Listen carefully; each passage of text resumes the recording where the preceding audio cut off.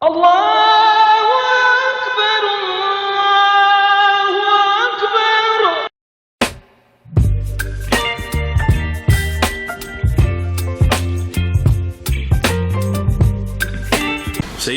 Contohnya Sayyidina Abu Bakar Siddiq, beliau bila jumpa Rasulullah, bila duduk bersama Rasulullah SAW, maka beliau bila terima agama Allah dari Nabi Muhammad SAW, maka hatinya dipenuhi dengan iman, dengan cinta kepada Allah dan Rasul.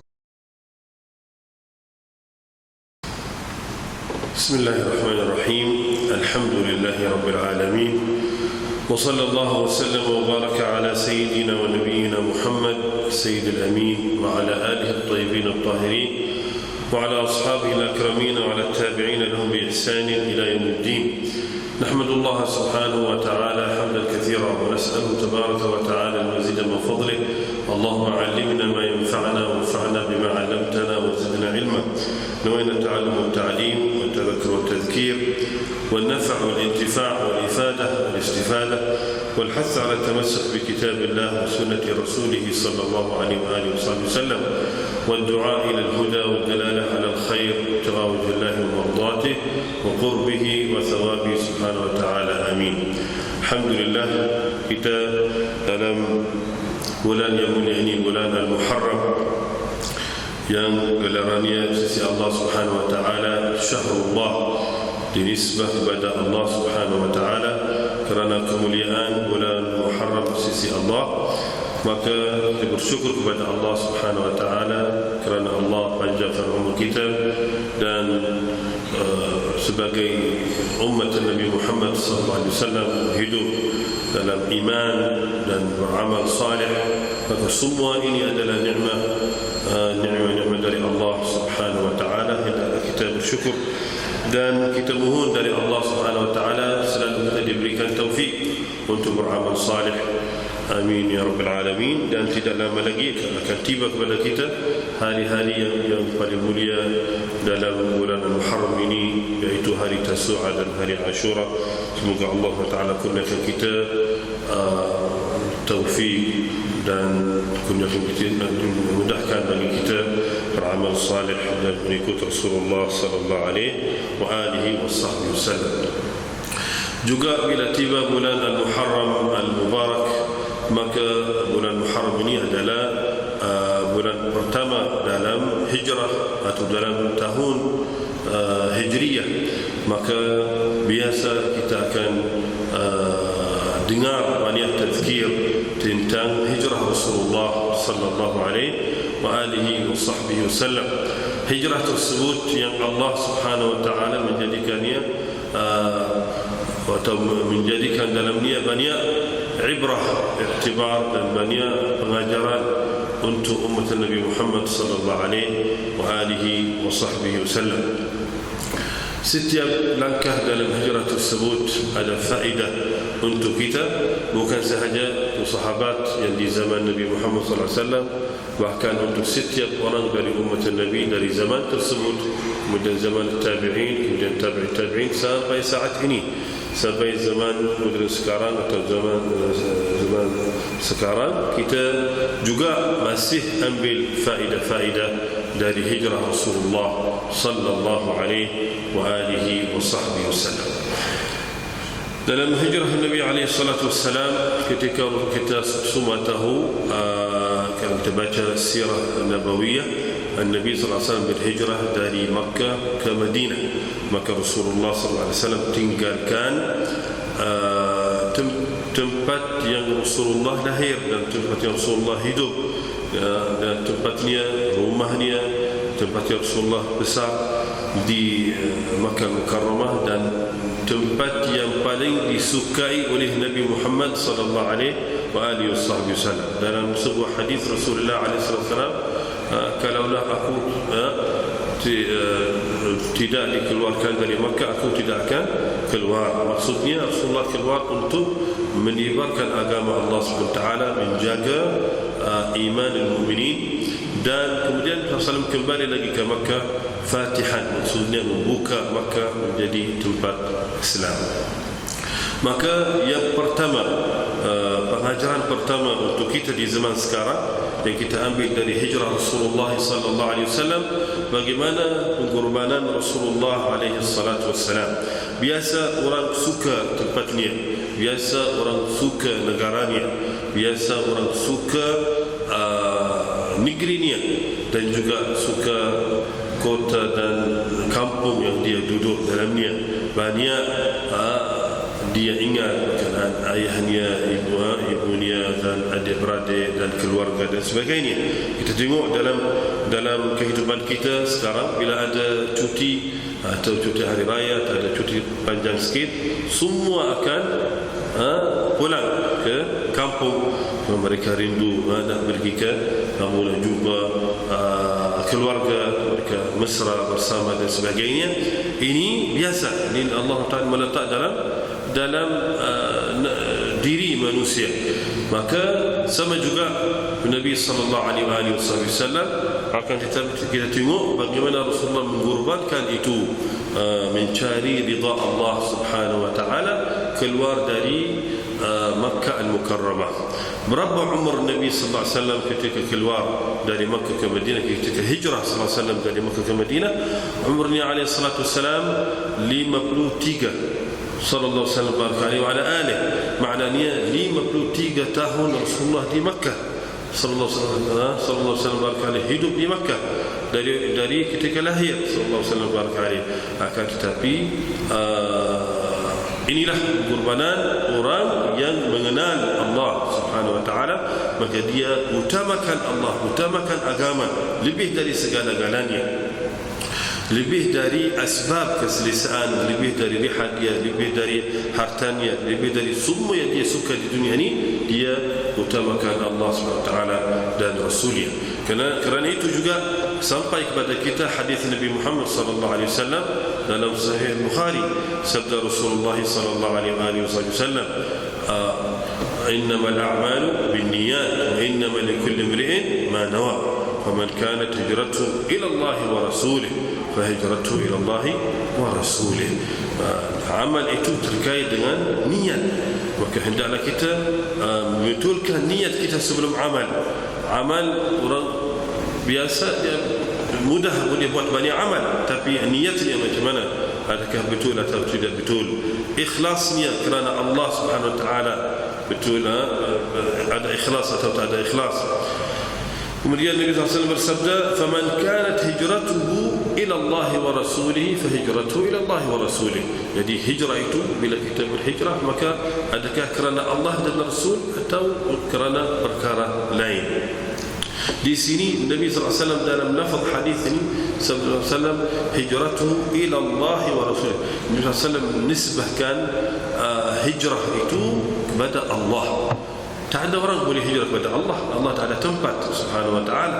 Allah menciptakan kita, Allah menciptakan alam ini, tapi dinisbah kepada Allah. Hijratu ila Allah, pergi ke Allah, wa rasuli, pergi ke Rasul. Padahal mereka pergi ke mana? Yang berhijrah bersama Nabi Muhammad SAW, mereka pergi ke Madinah. Tapi walaupun mereka pergi dari kampung ke kampung, dari kota ke kota, di sisi Allah nilainya, di sisi Allah Subhanahu wa taala, mereka pergi ke Allah. Hijrah ila Allah wa rasulihi sallallahu alaihi wasallam. Setiap langkah itu ditulis pahalanya, setiap gerakan atau diam ditulis pahalanya, kerana mereka keluar kerana Allah, keluar kerana Rasulullah sallallahu alaihi wasallam. Maka ini pengajaran pertama bagi kita umat Islam di zaman sekarang. Apa yang kita korbankan kerana Allah dan Rasulnya? Adakah kita pernah korbankan masa kita, pernah korbankan waktu, dan adakah kita korbankan contohnya harta kita kerana Allah dan Rasulnya, korbankan fikiran kita kerana Allah dan Rasulnya? Banyak bab ini, dalam bab ini banyak hendaklah kita fikir, adakah kita ada walaupun sebahagian atau berapa peratus dari pengorbanan Rasulullah sallallahu alaihi wasallam kerana Allah dan Rasulnya alaihi salatu wassalam. Ini yang pertama. Dan pengajaran kedua dari hijrah Rasulullah SAW, kita tengok keadaan orang beriman dan bagaimana iman tersebut terkait dengan mahabbah kepada Allah dan Rasulnya. Contohnya Sayyidina Abu Bakar Siddiq, beliau bila jumpa Rasulullah, bila duduk bersama Rasulullah SAW, maka beliau bila terima agama Allah dari Nabi Muhammad SAW, maka hatinya dipenuhi dengan iman, dengan cinta kepada Allah dan Rasul. Kerana itu al-iman dan cinta Allah dan Rasul itu selalu bersama. Sabda Rasulullah SAW, la yu'minu ahadukum hatta akun ahabba ilaihi min waladihi wa walidihi wan nasi ajma'in. Tidak akan beriman, tidak dapat iman sempurna kalau sampai kita utamakan mahabbah, cinta kepada Rasulullah SAW. La yu'minu hatta aku menjadi lebih dia suka, yakni seorang dari umat, setiap orang dari umat Nabi Muhammad SAW lebih dia suka aku lebih dari waladihi wa walidihi wan nasi ajma'in. Maksud dia utamakan Nabi Muhammad SAW lebih dari anaknya sendiri yang dia mencintai, dan juga lebih dari ayahnya sendiri, dan lebih dari semua manusia yang dia cinta. Ini tidak tengok bagaimana Rasulullah kaitkan mahabbah itu dengan iman. Jadi la yu'minu, tidak akan dapat iman sampai menjadi mahabbah itu diutamakan. Kita utamakan Rasulullah SAW. Rasulullah SAW lebih aula dari kita. An-Nabi aula alaihi wasallam aula bil mu'minina min anfusihim, dalam Al-Quran. Maka kita utamakan Rasulullah. Kerana itu sahabat Nabi Muhammad SAW, mereka berjihad fisabilillah, mereka mengorbankan ruh mereka kerana Rasulullah SAW, sampai mati, meninggal syahid depan Nabi Muhammad SAW. Sampai juga ada dari mereka yang bertanya, adakah kematian saya ini disukai oleh Nabi atau tidak? Subhanallah, sampai tahap ini dia nak hidup mencintai Nabi, menggembirakan hati Nabi, dan juga mati menggembirakan hati Nabi Muhammad SAW dengan kematian yang diridai oleh Allah dan Rasulnya sallallahu alaihi wasallam. Contoh yang kita sebutkan tadi dalam faedah kedua dari hijrah Rasulullah sallallahu alaihi wasallam, Sayyidina Abu Bakar Siddiq radhiyallahu anhu sangat mencintai Rasulullah alaihi wasallam, sampai beliau Sayyidina Abu Bakar Siddiq utamakan Rasulullah lebih dari dirinya sendiri. Dia bersedia setiap masa, setiap waktu mengorbankan ruhnya kerana Rasulullah SAW, membela Rasulullah SAW. Tengok dalam hijrah Nabawiyah, bila Nabi SAW keluar bersama Sayyidina Abu Bakar Siddiq, maka Sayyidina Abu Bakar Siddiq kadang-kadang berjalan depan Rasulullah, kadang-kadang berjalan di belakang Rasulullah, kadang-kadang berjalan di sebelah kanan Rasulullah, kemudian berjalan di sebelah kiri Rasulullah. Semua itu kenapa buat macam ini Sayyidina Abu Bakar Siddiq? Kerana dia kata, kadang-kadang aku fikir mungkin anak panah itu datang dari depan, kadang mungkin datang dari belakang, dia menjaga Rasulullah SAW. Maka dia nak mati sebelum Nabi, nak membela Rasulullah, mati syahid depan Rasulullah SAW. Tengok persediaan orang yang mencintai Nabi Muhammad SAW betul-betul, orang yang beriman, orang yang utamakan Allah dan Rasulnya lebih dari segala-galanya dari dunia ini. Maka ini keadaan seorang pecinta, yakni Sayyidina Abu Bakar Siddiq radhiyallahu taala anhu warda. Ketika Nabi SAW keluar dari rumahnya pergi ke rumah Sayyidina Abu Bakar Siddiq dan memberitahu Sayyidina Abu Bakar Siddiq, Allah SWT sudah izinkan Nabi SAW untuk berhijrah, kerana Rasulullah pernah cerita kepada Sayyidina Abu Bakar Siddiq kemungkinan akan diizinkan Nabi SAW untuk berhijrah. Maka Sayyidina Abu Bakar Siddiq tunggu khabar ini, berita ini.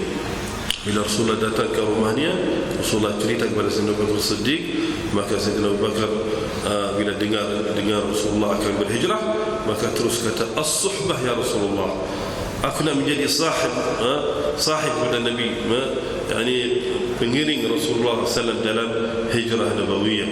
maka dia sangat gembira nak berkhidmat kepada Nabi Muhammad sallallahu alaihi wasallam. Bukan hijrah, tahu Sayyidina Abu Bakar Siddiq tahu hijrah ini bukan jalan-jalan, hijrah ini bukan pergi berniaga di satu tempat. Hijrah ini adalah semada mati atau hidup. Hijrah ini banyak kesusahan dalamnya, banyak kesulitan dalamnya, banyak ujian dalamnya. Berjalan kaki banyak, dan dalam keadaan takut juga sebab kuasa di waktu tersebut masih di tangan orang kafir, yang kafir harbi yang nak bunuh Rasulullah SAW. Maka bahkan mereka mencari Rasulullah dan yang bersamanya nak membunuh Nabi SAW. Dan sudah letak 100 ekor unta bagi orang yang membawa Rasulullah sama ada dia hidup atau mati. Maka Sayyidina Abu Bakar Siddiq sangat gembira mahu Rasulullah izinkannya untuk dia ikut Nabi SAW. Kata Sayyidina Abu Bakar Siddiq, as-suhbah ya Rasulullah. Bila kata macam ini, maka Rasul kata as-suhbah ya Abu Bakar, ya as-suhbah, boleh ikut saya. Menangis Sayyidina Abu Bakar Siddiq bila dengar berita ini dari Nabi SAW. Lafaz dari Rasulullah SAW, as-suhbah ya Abu Bakar, maknanya dia sudah diizinkan. Maka menangis kerana gembira nak bersama Rasulullah sallallahu alaihi wasallam. Biasa orang menangis kalau dia sedih, menangis kalau ada berlaku masalah atau apa, maka dia sedih dia menangis. Tapi Sayyidina Abu Bakar Siddiq menangis kerana gembira dengan Nabi SAW sampai dia menangis. Kata Sayyidatina Aisyah binti Abi Bakar Siddiq radhiyallahu taala anha wa ardaha, aku pertama kali nampak orang boleh menangis ketika dia gembira. Dia menangis kerana gembira nak bersama Rasulullah sallallahu alaihi wasallam. Ini boleh menggambarkan kepada kita bagaimana perasaan iman dalam hati Sayyidina Abu Bakar Siddiq dan perasaan cinta kepada Allah dan Rasulnya dalam hati Sayyidina Abu Bakar Siddiq radhiyallahu anhu wa arda. Pengajaran yang berikutnya, Nabi sallallahu alaihi wasallam beramal dengan asbab dalam hijrah nabawiyah ini. Walaupun dia adalah seorang nabi, walaupun dia disokong oleh malaikat. Kita kalau baca sirah nabawiyah, kita tahu dalam peperangan Badar diturun malaikat membantu Rasulullah sallallahu alaihi wasallam, dan mereka dimuliakan kerana Rasulullah. Dijadikan mereka ni al-badriyin, ahli Badr dari malaikat, sampai dikhususkan dengan martabat tersebut, seperti mana juga dikhususkan sebahagian dari sahabat menjadi al-badriyin juga ahli Badr. Maka banyak pertolongan datang dari Allah kepada Nabi Muhammad SAW, banyak mukjizat. Tapi tengok bagaimana Nabi SAW tidak tinggalkan amal bil asbab dalam hijrah. Rasulullah SAW ajarkan kita dalam kehidupan ini, kita nak contohnya sesuatu, nak sampai pada sesuatu, maka tidak salah kita mengikut asbabnya.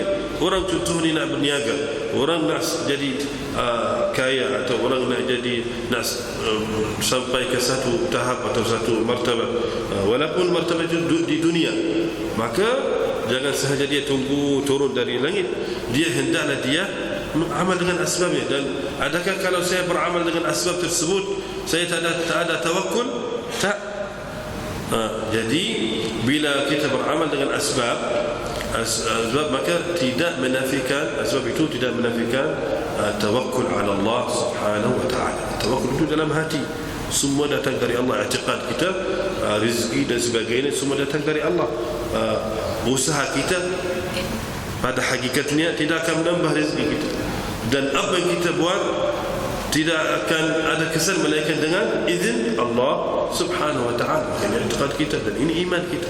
Tapi tidak salah kita beramal dengan asbab. Di mana kita boleh nampak Nabi SAW dalam hijrah Rasulullah SAW, Nabi SAW beramal dengan asbab. Ketika Nabi SAW keluar alaihissalam, pergi ke mana? Pergi ke gua Thawr alaihissalam. Dan gua Thawr itu memang bukan dalam perjalanan ke arah Madinah. Rasulullah tukar jalan pergi ke gua Thawr. Ini kata ulama antara asbab dan antara apa yang Rasulullah SAW beramal dengan asbab.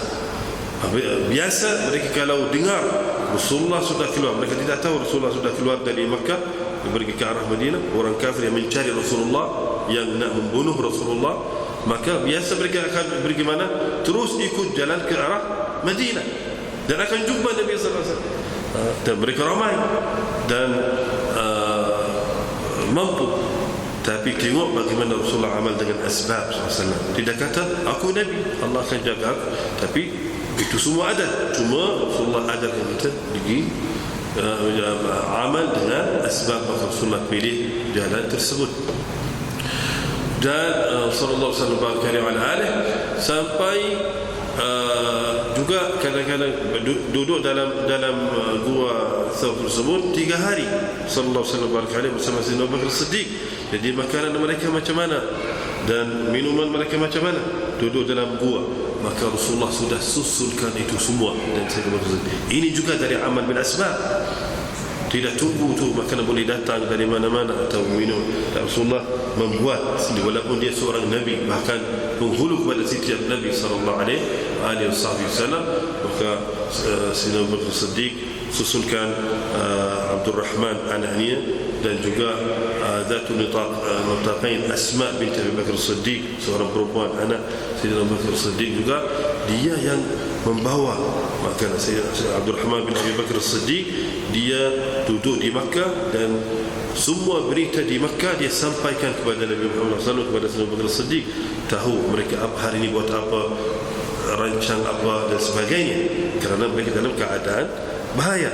Maka nak tahu gerak atau tidak gerak, keluar atau tidak keluar Nabi dan Sayyidina Abu Bakar Siddiq. Maka Sayyidina Abdul Rahman ini dia punya tugas. Kemudian Asma binti Abi Bakar Siddiq radhiyallahu anha, dia membawa makanan kepada Nabi sallallahu alaihi wasallam, sampai dia ada satu kain namanya nitaq atau nitaq, maka dia koyak nitaq itu menjadi 2 supaya dia tutup bekas-bekas yang ada makanan tersebut, sampai gelarannya dinamakan atau digelarkan Zatul Nitaqain. Zatul Nitaqain ini adalah Asma binti Abi Bakar Siddiq radhiyallahu ta'ala anha warḍaha, dan gelaran ini datang bila? Ketika hijrah Rasulullah sallallahu alaihi wasallam. Amir bin Fuhairah. Siapa Amir bin Fuhairah? Ini khadam kepada Abu Bakar Siddiq. Beliau bawa sekali Amir bin Fuhairah bersama Nabi sallallahu alaihi wasallam. Untuk buat apa? Dia bawa kambing. Kambing tersebut akan lalu pada kesan atau telapak kaki, kesan telapak kaki Asma binti Abi Bakar dan Abdul Rahman. Maka bila lalu kambing tersebut, atasnya tidak akan nampak kesan, kerana orang Arab pandai dan boleh tahu dari kesan itu, dia boleh tahu ini siapa. Ada ilmu zahir, bukan ilmu batin, ilmu zahir dia tahu, namanya al-gafah. Mereka al-gafah ni pandai, dia beritahu kalau orang jalan sini, dia beritahu dia siapa orang tersebut. Maka sudah buat disusulkan semua, sampai Nabi SAW membawa seorang Sayyidina Abu Bakar Siddiq membawa seorang musyrik namanya Abdullah bin Uraiqit. Apa akan buat, apa faedah dia ikut Sayyidina Abu Bakar dan Sayyidina SAW dalam hijrah? Untuk kerana dia orang pandai, tahu jalan ke Madinah selain dari jalan biasa yang orang pergi. Maka dia boleh pergi walaupun jauh, walaupun tapi walaupun banyak itu kena naik turun dan sebagainya, tapi boleh sampai ke Madinah. Maka dia ambil orang tersebut, orang yang amanah, orang yang jujur, orang yang dia bagi upah untuk dia bantu mereka dalam hijrah Rasulullah SAW. Maka dari ini semua kita dapat faham bagaimana Nabi sallallahu alaihi wasallam amal dengan asbab sallallahu alaihi wasallam. Maka kita dalam kehidupan kita, kalau suami ada hak dan isteri ada hak atas suami, maka hendaklah dia jaga isterinya dengan baik. Nafkah itu wajib, sukna, tempat tinggal wajib, Jangan kata aku tawakul insya-Allah datang dari sini dari sana, kemudian dia salahkan agama. Agama yang ajar macam ini. Tak, agama tidak ajar kamu macam ini. Agama ajar kamu pergi kerja, pergi bagi nafkah kepada istri, jaga istri kamu betul-betul, dan di masa yang sama kuatkan iman kamu, cari asbab kekuatan iman. Jangan tinggalkan amal saleh, amalkan sunnah, isi umur kamu dengan amal saleh sampai kamu sampai tahap menjadi dari as-salihin dan al-awliya yang bersama Rasulullah sallallahu alaihi wasallam. Pernah ada seorang, dia ada seekor unta, kemudian dia letak unta tersebut di satu tempat. Kemudian dia kata, saya letak unta saya sini, saya tawakkul Allah, dengan pergi. Kemudian datang lagi, tak jumpa unta dia. Biasa berlaku. Sebab unta itu sama ada dia nampak sesuatu, dia pergi makan, dia lari, atau orang curi unta tersebut, kemudian mengadu kepada Nabi sallallahu alaihi wasallam. Rasulullah kata, "I'qilha wa tawakkal." Tengok bagaimana Rasulullah ajarkan dia. "I'qilha wa tawakkal." Jangan tawakkul saja. "I'qilha." Apa? Ikat unta tersebut, betul, kemudian tawakkal ala Allah Subhanahu wa taala. Allah akan jaga. Tapi buatlah asbab. Buat asbab bukan kerana Allah Taala sudah menjadikan dalam kehidupan ini sistem kehidupan. Jadi kita ikut ta'addub dengan Allah Subhanahu wa taala, ikut sistem tersebut.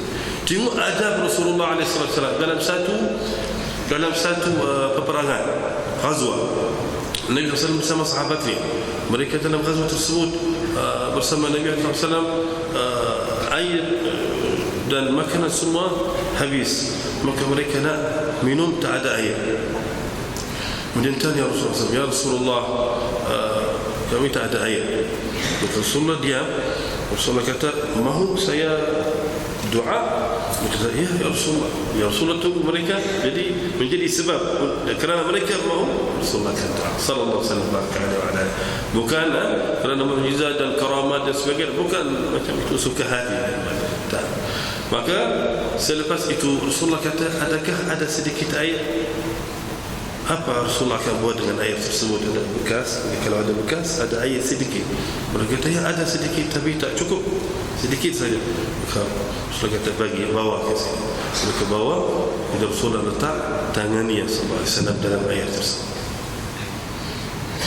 Tiba-tiba nampak air itu keluar antara dua jari baginda Rasulullah sallallahu alaihi wasallam sampai banyak, kemudian banyak lagi banyak, sampai semua tentera yang bersama Nabi SAW minum dari air tersebut, dari yang keluar antara dua jari Nabi Muhammad sallallahu alaihi wasallam. Tengok mukjizat Rasulullah, mampu atau tidak mampu? Mampu. Ada mukjizat sallallahu alaihi wasallam, tapi ta'addub, adab dengan Allah Subhanahu wa taala.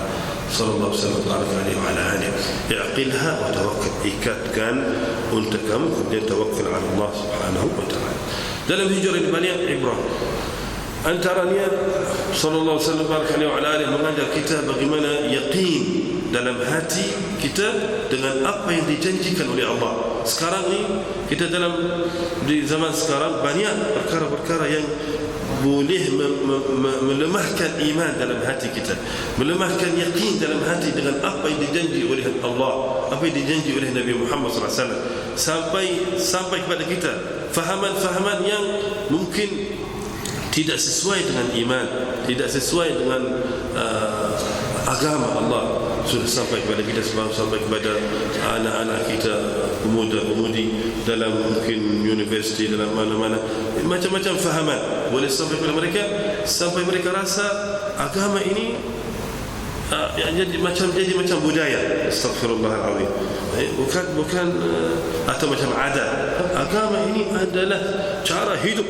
Agama ini adalah jalan, sama ada ke syurga atau ke neraka. Agama dalam kehidupan ini jalan. Kalau kita tinggalkan agama, masuk neraka. Kalau kita amal dengan agama, masuk syurga. Ini sebenarnya. Maka sampai nampak kadang-kadang Muslim dia pakai Muslim, tapi dalam hatinya kosong.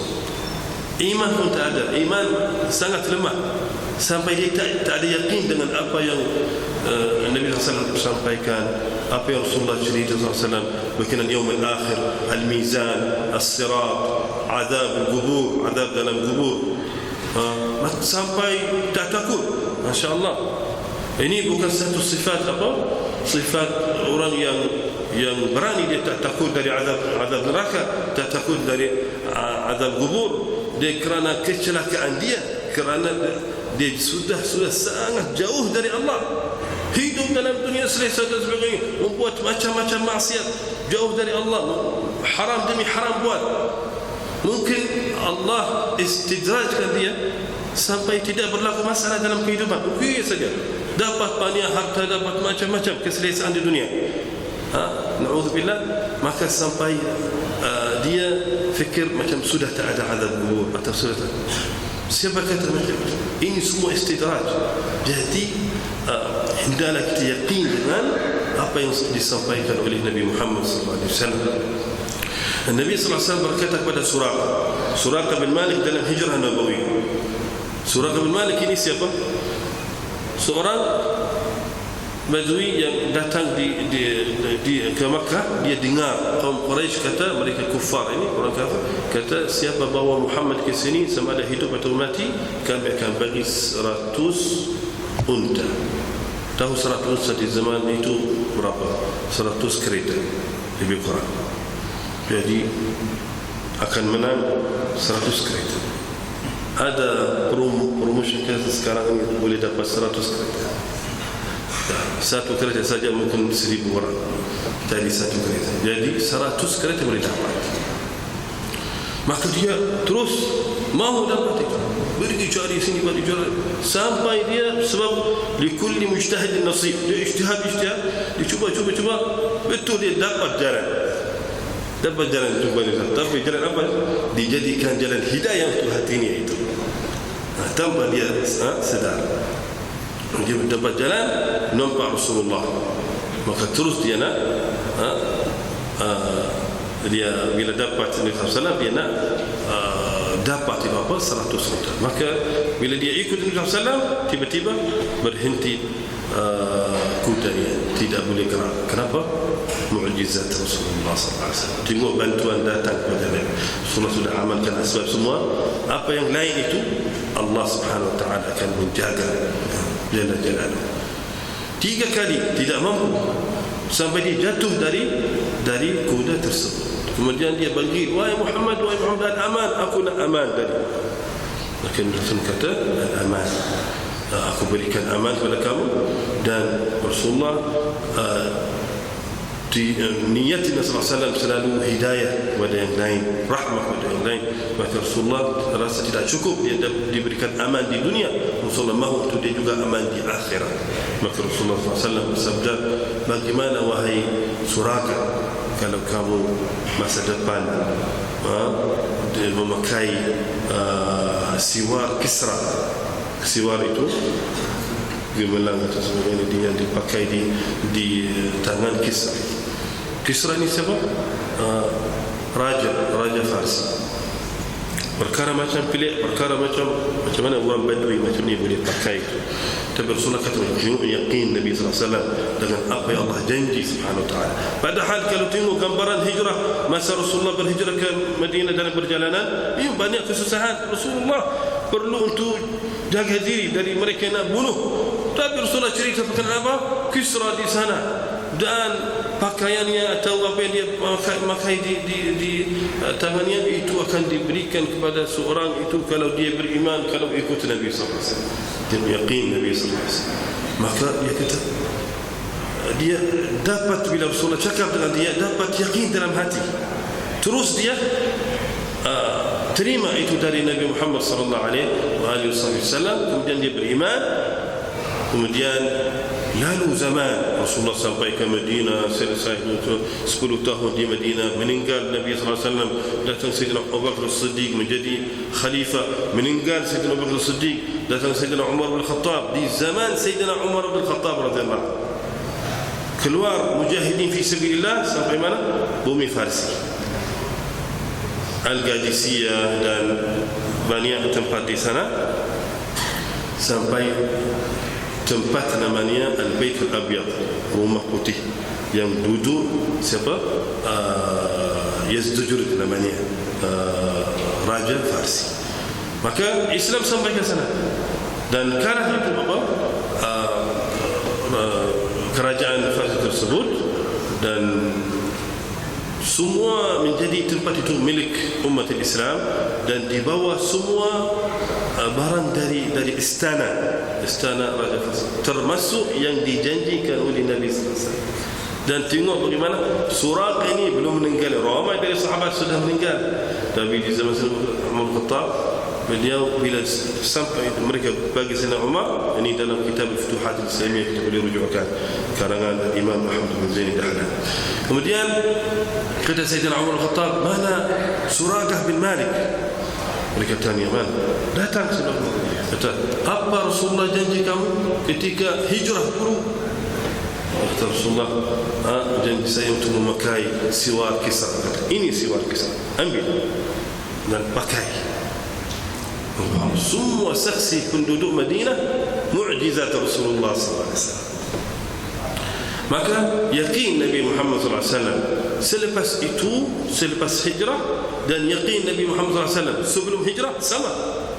Walaupun dalam keadaan mungkin keadaan tidak memiliki apa-apa, tak ada orang bersama, tak ada, tapi yakin dalam hati. Kita hendaklah zaman sekarang sama juga, sama ada zaman fitnah banyak, musibah banyak, umat Islam banyak dizalimi dan sebagainya. Yakin kita dalam hati dalam macam ini, dan ikutlah pegang teguh dengan apa yang diajarkan oleh baginda Rasulullah sallallahu alaihi wasallam. Nas'alullah subhanahu wa ta'ala, mohon dari Allah Taala kamal taufik wa taysir. Insyaallah banyak lagi pengajaran-pengajaran dalam hijrah Nabi sallallahu alaihi wasallam, dan kita berhenti di sini insyaallah. Mudah-mudahan bermanfaat bagi kita semua.